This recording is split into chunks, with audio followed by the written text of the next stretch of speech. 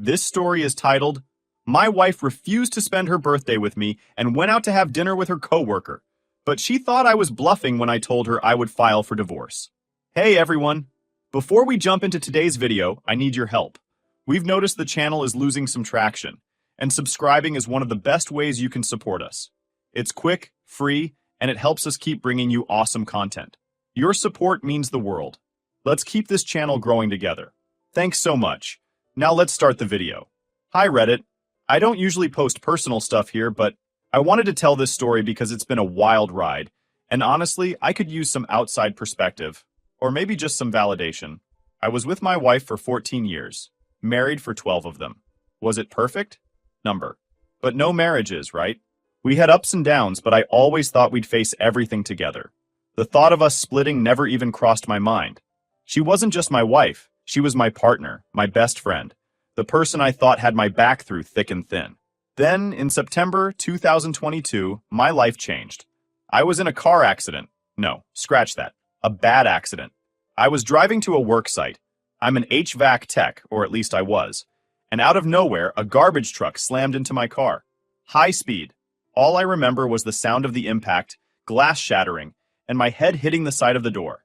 I swear time slowed down in that moment. When I came to, there were people pulling me out, asking me if I could move my legs or arms. I didn't even understand what was happening at first. I was too out of it. Here's the thing. I didn't break anything, thank God. At first, I thought I'd walked away lucky, but within days the pain started.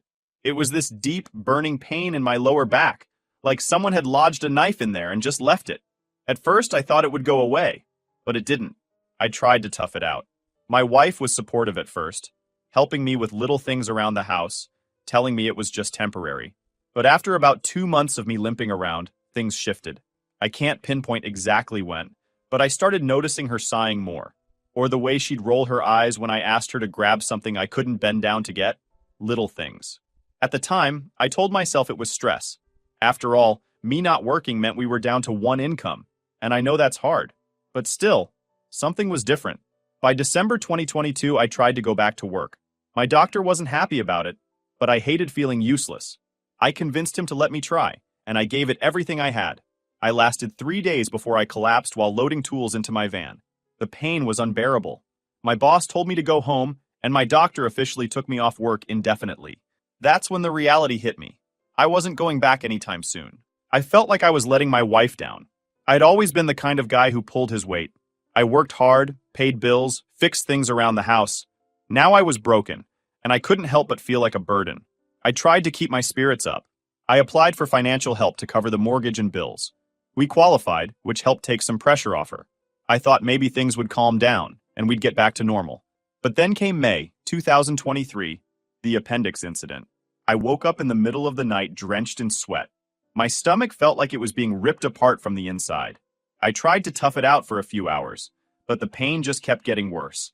Around 5 a.m., I woke her up and told her, "Something's wrong. I need to go to the hospital." She groaned and looked at me like I'd asked her to do the most annoying thing in the world. "Are you sure it's that serious?" I couldn't believe it. I was literally doubled over in pain. I told her, "Yes, I need to go now." And you know what she did? She fixed her hair and makeup before we left. I sat in the car, hunched over, waiting for her to be ready. She refused to drive too, so I had to drive myself to the ER with her sitting next to me. I don't even know how I managed it. At the hospital, the doctors told me my appendix had ruptured. I needed emergency surgery and fast. After the surgery, they told me there was an infection, so they wanted to keep me overnight for observation. I called my wife and asked if she could stay with me, or at least take a couple of days off to help me recover at home. Her response? "I can't. I have work." I get it. Work's important. But I was laying in a hospital bed with an infection in my gut, and she couldn't even take one day.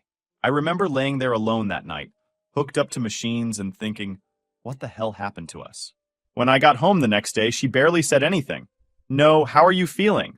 Or, do you need anything? Nothing. It was like I was just an inconvenience in her life. I started questioning everything at that point. Looking back, that was probably when I started losing hope. But instead of confronting it, I shoved it down. I told myself she was just stressed, that she didn't mean to act like she didn't care. I ignored the signs. I didn't want to believe things were falling apart. I think the worst part was that I felt alone. Even though she was right there in the same house, I felt completely alone. I wanted to talk to her about how I was feeling, how scared I was about my health and my job and our future. But every time I tried to open up, she shut me down. She'd sigh or tell me, "It'll be fine," in this dismissive way that made it clear she didn't want to talk about it. By the time June rolled around, I was starting to see just how far apart we'd drifted. It was like living with a roommate instead of a wife. I thought maybe we could fix it, that things would get better once I started feeling better physically. I was wrong. So by June 2023, things between us were getting worse. Not just off, but noticeably tense, like walking on eggshells in my own home. I felt like everything I did annoyed her. If I asked for help, she acted like it was such a burden. If I didn't ask for help and tried to do something on my own, she'd roll her eyes like I was being dramatic. I didn't know how to win anymore. Around that time, we were sitting on the couch one evening. The TV was on, but I wasn't really paying attention. She made some offhand comment about how she's back paid in this marriage now. I stared at her for a second, trying to figure out if I heard her right. I asked, "Back paid? What's that supposed to mean?" She gave me this look, half smiling but annoyed, and said something like, "Well, I've been holding everything down for months now, paying bills, taking care of things." I wasn't mad, more shocked. I joked back, "Don't let the door hit you on the way out then." It was stupid, I know. But I said it jokingly, the same way couples poke fun at each other. I thought we'd laugh it off and move on. She didn't. Her face dropped and she snapped back, "You think that's funny? Do you have any idea how trapped I feel right now?" I didn't know what to say. Trapped? I'd been dealing with my accident, the back pain, surgery, all of it. I wasn't asking for her sympathy. I just needed her to hang in there with me. I told her, "Look, I get it. This situation sucks for both of us. I know I haven't been able to work, but I'm doing everything I can to fix it. I applied for financial help for the mortgage so you wouldn't have to do everything alone." She shrugged like it didn't matter. "Yeah, but I'm still the one paying for everything." It stung. I felt like no matter what I did, it wasn't enough. I didn't bring it up again because I thought maybe she just needed to vent. But things got weirder after that. A few days later, she told me she was going to spend the night at a coworker's place. I asked her why, and she said she needed to talk to someone about her feelings. I didn't want to argue, so I told her, "If it helps you, go ahead." In my head, I thought, maybe this is good. Maybe she'll come back feeling better, and we can work on us. The next week, she mentioned her birthday was coming up. I assumed we'd spend it together like we always did. I mean, we'd been together for 14 years. I never even thought to ask. So, I brought it up casually one night, like, "Do you want me to make reservations somewhere, or do you want to just do something at home?" She hesitated. "I'm actually going out for dinner with a girl from work." I blinked. "You don't want to spend your birthday with me?" She kind of smiled, but it wasn't a warm smile. "I already made plans. It's just dinner." It hurt. I'm not gonna lie. Her birthday had always been special to me, and I tried to make every year better than the last. So the fact that she'd rather spend it with someone else hit me hard. I didn't argue, though. I told myself she probably just needed a break from all the stress. The next day, something felt off. I don't know why, but I couldn't shake the feeling that she wasn't telling me the whole story. Maybe it was because I'd never even heard her mention this girl from work before. So I asked her straight up, "Who's the coworker you're going to dinner with?" She looked annoyed. "Why does it matter? It's just a friend." I wasn't convinced. I said, "Is it a guy?" She froze for a second. Just a second, but I noticed. "Number, I told you it's a girl." That night, I couldn't sleep. My mind wouldn't stop running. Call it gut instinct or paranoia, but I just knew she wasn't telling the truth. The next morning, I decided to check her phone. I know it was wrong, but I needed to know. And sure enough, she had text with someone saved as Mike from work. I saw a message about dinner that night, and it was clearly planned with him, not some girl. When she got back later that night, I confronted her. I told her I knew she had gone out with a guy, not a girl from work. She didn't even deny it. She just looked pissed that I found out. "Why are you checking my phone? Don't you trust me?" I snapped. "Trust you? You literally lied to my face about who you were with. If you didn't do anything wrong, why lie?" She yelled back that she was tired of me always being around, that I was smothering her. "I just needed a night out. Is that so hard to understand?" I couldn't believe what I was hearing.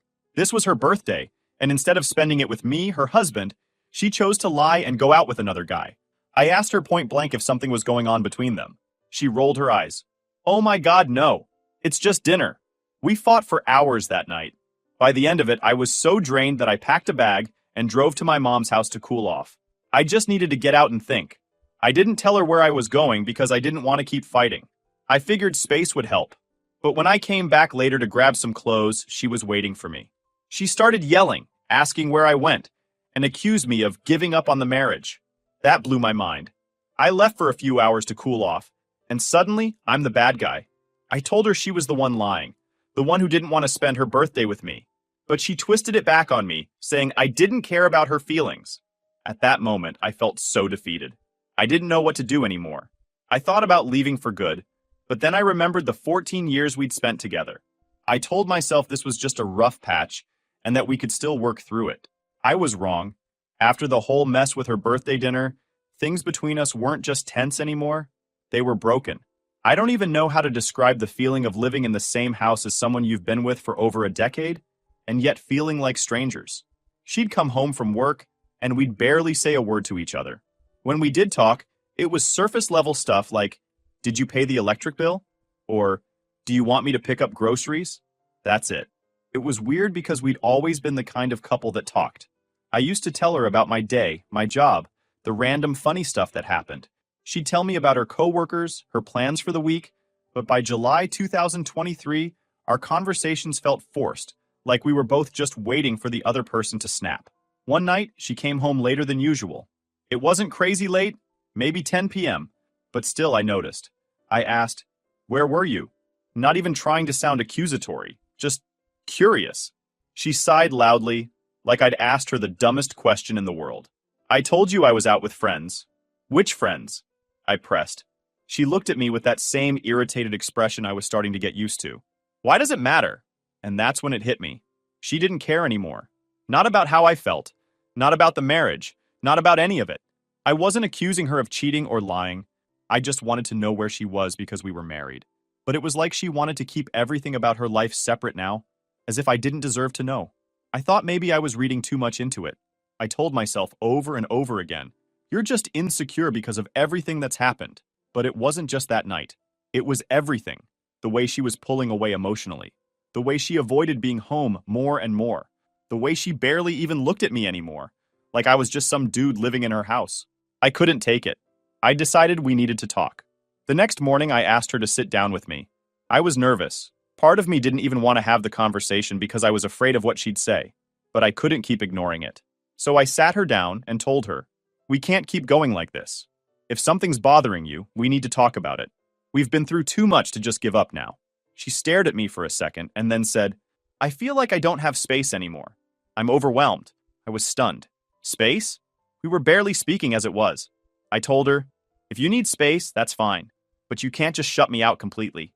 We need to work on this together." And then she hit me with something I wasn't expecting. "I think I need my own space. Like, a place to myself. I've been thinking about getting an apartment." An apartment? I couldn't believe what I was hearing. I asked her, "How is that going to fix anything? You think moving out will save our marriage?" She said, "Yes, because I need time to clear my head." I didn't buy it. I told her, "If you move out, that's not fixing anything. That's running away. And you know I can't pay for this house by myself right now." She shrugged, like it wasn't her problem. "I can't live like this anymore." We fought for hours that day.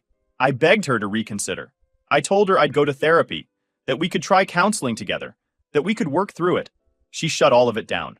She was so calm about it too, like she'd already made up her mind. I told her straight up, "If you move out, I'll file for divorce." She rolled her eyes and said, "You're not going to do that." The next few weeks were brutal. She started actively looking for apartments, and I could feel her slipping away even more. Every day she came home, it was like living with someone I didn't know. I tried to be civil, but I couldn't hide how hurt I was. I'd catch myself staring at her, wondering, how did we get here? At one point, I asked her again, "Are you sure this is what you want? You're really going to leave?" She said, "Yes, I think it's for the best." I didn't understand it. We'd been together for 14 years, and now she was acting like it was nothing. Like I was nothing. A week before her move-in date, something didn't sit right with me. I started thinking about all the times she came home late, all the coworkers she hung out with, and how distant she'd been for months. My gut told me there was more going on, and I couldn't ignore it anymore. While she was at work, I did something I'm not proud of. I went through her Apple Watch. She'd left it on the kitchen counter that morning, and I knew it was connected to her phone. I told myself I was crazy, that I wouldn't find anything, but I had to know. What I found made me sick. There were texts between her and a guy, Mike from work. The messages had been going on for months. Months. I saw one where she texted him saying, "I want you so bad. When can we hook up?" I sat down on the kitchen floor, staring at that tiny screen, feeling like my whole world had just cracked open. When she got home that night, I confronted her. I told her I saw the messages. At first, she laughed. Actually laughed. "Are you serious? You went through my stuff?" I wasn't backing down. I said, "You've been talking to him for months. You're planning to hook up with him. What else am I supposed to think?" Her face shifted. She said, "It's just a joke. You're blowing this out of proportion." I couldn't believe what I was hearing. I told her, "A joke? You think it's funny to talk like that with another guy?" That's when she snapped and admitted it. "Well, maybe if you actually gave me attention, I wouldn't have to look somewhere else." That was it. I didn't even know what to say. For months, I'd been trying to fix things, and now I realized she didn't care. She'd already checked out. She moved out in August 2023, and I let her go. When August 2023 rolled around, I felt like I was stuck watching my own life fall apart in slow motion. My wife had found an apartment, signed the lease, and was officially moving out. I wish I could tell you I fought harder to stop her, but the truth is I was exhausted, mentally and emotionally. At some point, you just hit a wall, you know? That last week before she moved out was brutal. The tension in the house was unbearable. We weren't really talking anymore unless it was something necessary, like coordinating when the movers were coming, or what furniture she planned on taking. I didn't argue about who got what because, honestly, I didn't care. I just wanted it to be over. The day she packed up, it felt surreal. I watched as boxes of her things disappeared from the house we'd built together over the last decade. She was surprisingly calm through the whole thing, which somehow made it worse. There was no crying, no reminiscing, no sign that this was difficult for her. It was like I didn't even exist to her anymore. At one point, I asked her, "Why are you doing this? Can you just explain it to me one more time?" She sighed like I was the one being unreasonable. "I told you already. I need my space. I need to figure things out for myself." I tried to press her. "Figure out what? Are you planning to come back?" She didn't answer. Instead, she grabbed another box and carried it out to her car. That silence told me everything I needed to know. I don't know why I did it, but I helped her move some of the heavier stuff. It felt weird helping her leave me, but part of me thought maybe this would give me closure. Maybe seeing her walk away with her own 2 feet would help me finally accept it. Spoiler, it didn't. At the apartment complex, I carried the last box up to her unit, set it down, and looked around. The place was nice, small but modern. Clean white walls, big windows, and empty. It hit me then that she was excited for this. While I was dreading her leaving, she had been looking forward to it. Before I left, I asked her, "Are you happy now?" She gave me a look I'll never forget. Not sad, not angry, just cold. "I don't know yet." I nodded and walked out. That first night without her was one of the loneliest I've ever had. I sat in our quiet house and realized how empty it felt without her. All her stuff was gone, and her side of the closet was bare. The house felt less like a home, and more like a reminder of everything that had fallen apart. I couldn't sleep that night. I just laid there staring at the ceiling, replaying the last few months in my head. The accident, the surgery, the fights, the texts, everything. I kept asking myself, what did I do wrong? Was I not enough for her? Could I have done something to stop this? The next morning, I tried to get back to my routine, but nothing felt the same. I had physical therapy scheduled, so I forced myself to get up and go. The pain in my back wasn't getting better, and the stress of everything made it worse. My therapist noticed. She asked how I was doing, and I told her the truth. Not great. She listened while I told her what was happening, and for the first time in months, someone actually said what I needed to hear. "You can't carry all the blame for this. You didn't ask to get hurt. You didn't ask for her to pull away." Hearing that didn't fix anything, but it helped me start thinking differently. I'd spent so long beating myself up about everything, feeling like I was broken, like it was all my fault, but maybe it wasn't. 2 weeks after she moved out, I found out something that changed everything. I got a text from a mutual friend asking how I was doing, and casually, they mentioned, "I saw her name at that bar downtown last night. She was with some guy. They looked pretty cozy." I just sat there staring at my phone. I didn't want to believe it, but deep down, I already knew. She wasn't looking for space or time to think. She had someone else waiting in the wings the whole time. The pieces started falling into place. Her late nights, her sudden need for friends, the text with Mike. She'd been planning this for months. While I was still trying to figure out how to fix us, she'd already moved on. I spent the rest of that day in a haze. I didn't call her, didn't text her. What was the point? She'd made her choice. The next morning, I called a lawyer and told them I wanted to file for divorce. When I finally told her a few days later, her response was unbelievable. She smirked and said, "You're just bluffing." "Do I look like I'm bluffing?" I shot back. She didn't say anything after that. I don't know if she thought I'd cave or beg her to come back, but I didn't. I'd spent months feeling like a burden, like I wasn't enough, but seeing how little she cared made me realize something. I deserved better. We didn't have kids, so the divorce process moved quickly. We didn't have much to fight over. She took her stuff, and I kept mine. By mid-September, all the paperwork was in motion. In the weeks leading up to the final signing, she barely spoke to me. If she needed something, she'd text me like I was her landlord, not her husband. "Can you forward me that utility bill? Did you cancel the internet?" That's it. One day, she called me out of the blue and asked for a favor. She'd totaled her car in an accident. Ironic, I know, and wanted to borrow my car to get to work. I told her no. Then she said, "Well, can you drive me to work then?" I couldn't believe the nerve. "You're not my problem anymore," I told her, and I meant it. She hung up on me, and that was the last real conversation we had. By the time the divorce was finalized in December 2023, I didn't feel relieved. I just felt numb. I thought about all the years we'd spent together, 14 years of memories, good and bad, and it hit me that the person I thought I knew was gone. Or maybe she was never who I thought she was to begin with. She moved on like I never existed. I stopped hearing from her altogether. She didn't even bother to update her address, so her mail kept coming to my house. At first, I'd text her to come pick it up, but she ignored me. Eventually, I started writing "return to sender" and putting it back in the mailbox. It sounds petty, I know, but I needed to move on too. By September 2023, the divorce process was officially in motion, and I had no more fight left in me. If you've ever been through something like this, you know what I mean. It's not dramatic or explosive by that point. It's just draining, like someone pulled the plug and all your energy, your love, your hope just leaks out until there's nothing left. She wasn't angry. I wasn't angry. It was almost mechanical. We'd meet briefly to sign paperwork, talk about splitting up utilities, and discuss who was keeping what. Most of the communication happened over text. It was like we were business partners dissolving a contract instead of two people who'd spent over a decade building a life together. The whole who gets what discussion didn't take long. She packed her things when she moved out. Clothes, personal stuff, and whatever furniture she wanted for her apartment. I didn't argue. Honestly, I didn't want anything that reminded me of her. The couch we used to cuddle on? Take it. The kitchen table where we had dinners? Don't care. It sounds dramatic, but every object felt tainted.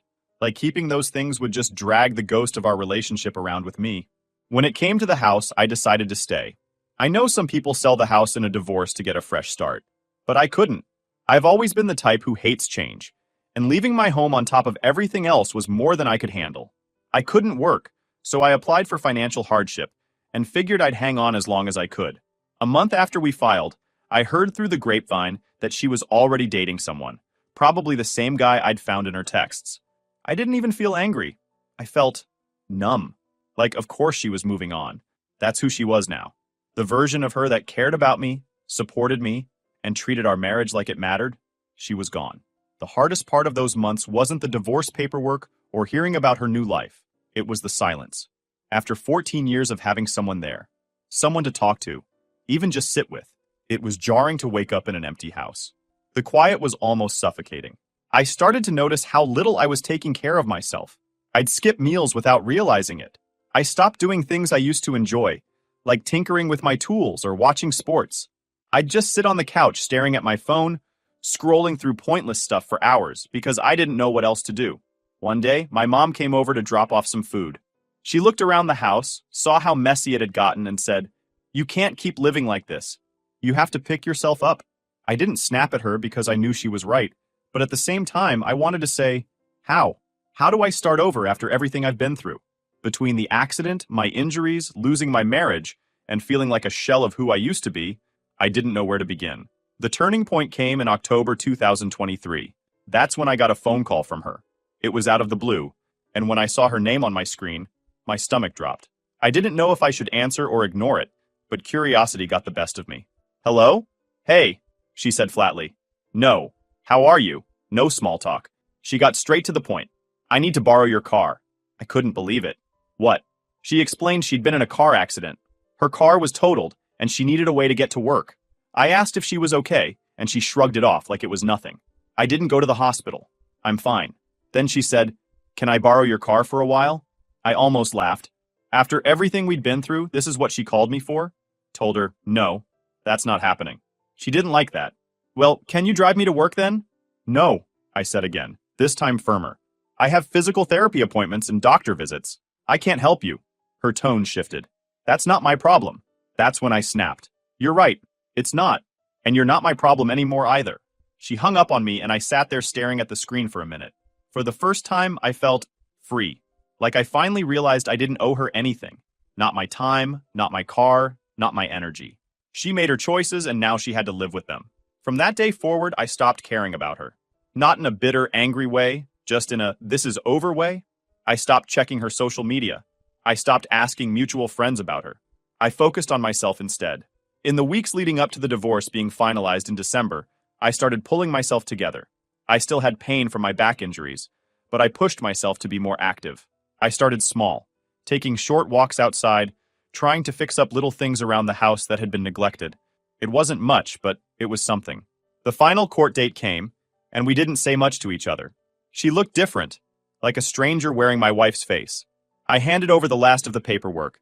The judge signed off on everything, and just like that, we were no longer husband and wife. When we left the courthouse, she looked at me and said, "Good luck." I didn't say anything back. I just walked to my car and drove home. I thought I'd feel relief when it was finally over, but all I felt was empty. It's strange, really. You spend years building something with someone, and then one day, a few signatures on a piece of paper make it like it never happened. The weeks after that were quiet but different. The silence in my house didn't feel suffocating anymore. It felt peaceful. I stopped thinking about what she was doing or who she was with. I started focusing on my health, my pain management, and what I wanted my future to look like. I guess in a weird way, I have her to thank for that. By the time the new year rolled around, I realized that I'd been stuck in survival mode for months. My divorce was finalized in December 2023, and as much as I tried to mentally prepare myself for that day, it still hit me like a punch to the gut. The weirdest part? It wasn't even sadness anymore. It was just emptiness. Like the life I thought I'd have was just gone, and I didn't know what came next. The weeks after the divorce were slow, but they gave me something I didn't expect: clarity. Without her in the picture, I didn't feel like I was walking on eggshells in my own home anymore. The quiet stopped feeling lonely, and I started finding peace in it. I'd sit in my living room, coffee in hand, just listening to the hum of the heater and the occasional sound of cars passing by outside. It sounds lame, I know, but it was the first time in months I felt calm. I made it my mission to focus on myself, something I hadn't done in years. Between the back pain, the marriage falling apart, and my inability to work, I'd completely lost myself. I started setting small goals. First, I forced myself to get into a basic routine: wake up at 7 a.m., shower, eat breakfast, and get outside for a short walk every morning. My physical therapy appointments were still ongoing, and I made sure I never missed one. I also worked on the house. It was little stuff at first, like cleaning up the kitchen or organizing the garage, but every small task felt like a win. The house didn't feel so heavy anymore. It started to feel like mine again. I moved her leftover things to the basement and eventually threw out or donated the stuff I knew she'd never come back for. It was my way of reclaiming my space. By January 2024, my back pain started to improve, at least a little. I had a procedure where the doctor numbed the nerves in my lower back to help me manage the pain. For the first time in over a year, I wasn't constantly wincing with every step I took. I still wasn't 100%, but I started feeling hopeful that I might get back to normal someday, or at least close to it.